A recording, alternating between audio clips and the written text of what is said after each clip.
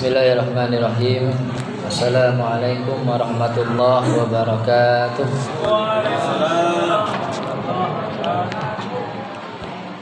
Alhamdulillahirabbil alamin. Wassalatu wassalamu ala Rasulillah Muhammad ibni Abdillah wa ala alihi wa sahbihi ajma'in, amma ba'du. Alhamdulillah, marilah kita panjatkan puji syukur kita kepada Allah Subhanahu wa ta'ala yang telah memberikan kita begitu banyak kenikmatan, di antaranya nikmat iman, Islam, sehat, nikmat kita bisa berjumpa dengan bulan suci Ramadan yang belum tentu tahun depan kita bisa berjumpa dengan bulan suci Ramadan. Salawat dan salam kita sampaikan kepada suri teladan kita, baginda Nabi besar Muhammad sallallahu alaihi wasallam, yang telah membawa kita dari zaman kejahiliahan menuju zaman yang penuh dengan ilmu pengetahuan. Hadirin yang dirahmati Allah Subhanahu wa ta'ala, adapun tema kultum yang akan saya sampaikan adalah tentang 3 doa malaikat. Ya, 3 doa malaikat. Pada saat diriwayatkan dalam sebuah hadis, riwayat hadis yang sahih, saat Rasulullah sallallahu alaihi wasallam mau menaiki sebuah mimbar, maka Rasulullah sallallahu alaihi wasallam melewati 3 anak tangga. Pada saat melewati 3 anak tangga, Rasulullah mengucapkan amin, amin, amin 3 kali. Mendengar ucapan tersebut, para sahabat bertanya-tanya kepada Rasulullah, "Ya Rasulullah, sesungguhnya kami tadi mendengar engkau mengucapkan amin, amin, amin. Ada apa gerangan ya Rasulullah?" Kemudian hadirin jamaah, Rasulullah menjawab, "Sesungguhnya pada saat tadi aku menaiki anak tangga yang pertama, datang malaikat Jibril dan berdoa, 'Syaqiya abdun adraka Ramadan falam yughfir lahu.'" Yang pertama, Bapak dan Ibu, doanya malaikat Jibril adalah, kata malaikat Jibril, "Celakalah seorang hamba yang dia masuk pada bulan Ramadan namun dia tidak diampuni oleh Allah Subhanahu wa ta'ala." Kenapa dia tidak diampuni oleh Allah? Karena mungkin dia tidak memuliakan dan menghormati datangnya bulan suci Ramadan. Mungkin ada yang tidak berpuasa Ramadan, tidak tadarus Quran, tidak salat 5 waktu. Atau ada juga yang dia salat, dia berpuasa, tetapi dia tidak menjaga anggota panca inderanya. Dia hanya puasa dari makan dan minum, dari syahwat saja, tetapi lisannya tidak puasa. Lisannya malah digunakan bicara yang jelek-jelek, yang kotor-kotor. Matanya juga tidak puasa, malah digunakan untuk melihat yang haram-haram. Telinganya juga tidak dipuasakan, mendengarkan hal-hal yang buruk-buruk.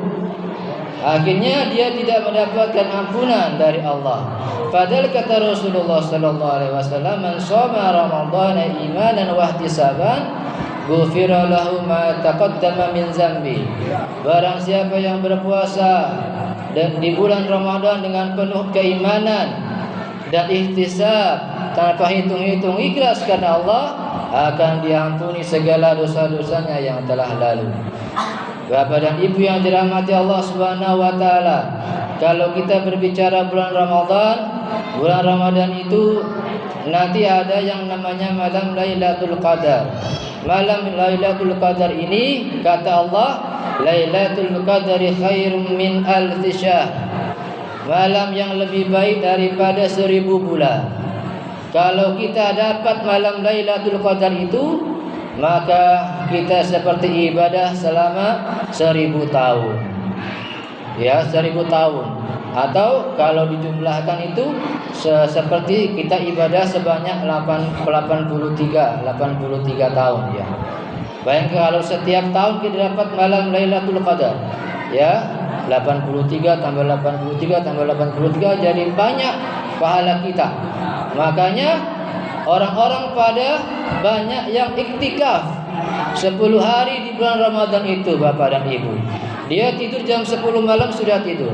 Nanti bangun di jam 2 atau jam 1. Nanti sudah mulai kerjakan dia sholat tahajud.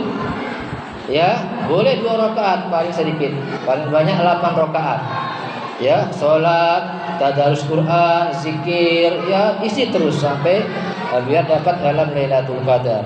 Yang kedua, doanya malaikat Jibril, Bapak dan Ibu, adalah celakalah seorang anak yang ketika orang tuanya sudah tua tetapi tidak memasukkan dia ke surga. Ya, ini kenapa anak ini tidak bisa masuk surga? Karena orang tua sudah tua. Karena biasanya anak ini anak-anak yang durhaka kepada orang tua. Bahkan orang tuanya itu dianggap sebagai ya orang yang merepotkan, orang yang menyusahkan. Kalau orang tua kita sudah sepuh, maka dia akan banyak kekurangannya. Tenaganya kurang tenaganya, kurang kekuatannya, kurang berfikirnya, kurang penglihatannya, kurang pendengarannya. Sakit-sakitan terus.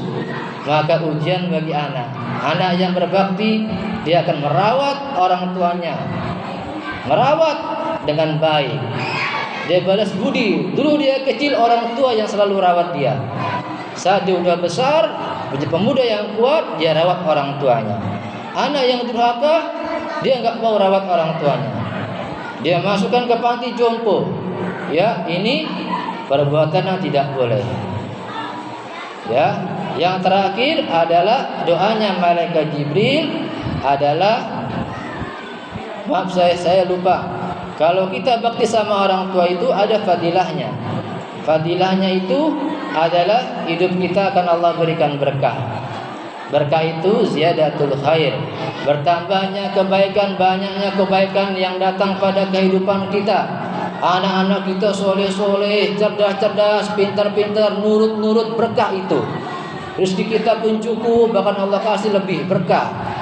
Kalau kita bakti sama orang tua kita, maka segala anak-anak kita pun akan berbakti kepada kita. Hal jazaul ihsan illal ihsan. Kata Allah, balasan dari kebaikan adalah kebaikan yang sama. Kalau kita durhaka sama orang tua kita, maka nanti anak-anak kita pun juga akan durhaka sama kita. Makanya kita harus berbakti kepada orang tua kita. Yang terakhir doanya malaikat Jibril, Bapak dan Ibu, adalah celakalah seorang hamba yang ketika disebut nama Nabi Muhammad, dia tidak membaca salawat kepada Rasulullah. Kata Rasulullah, amin. Ya. Makanya setiap kita mendengar nama Rasulullah Muhammad, kita ucapkan salawat. Allahumma sholli ala Sayyidina Muhammad. Salawat yang lebih komplit lagi, Allahumma sholli wa sallim wa barik alaihi. Ya Allah, limpahkanlah salawat, keselamatan, keberkahan kepada Nabi Muhammad. Komplit salawatnya. Orang-orang yang suka salawat punya keutamaan. Dia akan mendapatkan syafaat, pertolongan dari Rasulullah SAW nanti di hari akhirat. Ya Allah, si fulan ini di dunia suka sekali membaca salawat kepadaku. Maka masukkan hamba ini ke dalam surgamu ya Allah, syafaat dari Rasulullah. Kemudian orang yang suka salawat nanti di surga dekat bersama dengan Rasulullah SAW. Demikian yang saya sampaikan, semoga ada manfaatnya. Wassalamualaikum warahmatullahi wabarakatuh. Waalaikumsalam.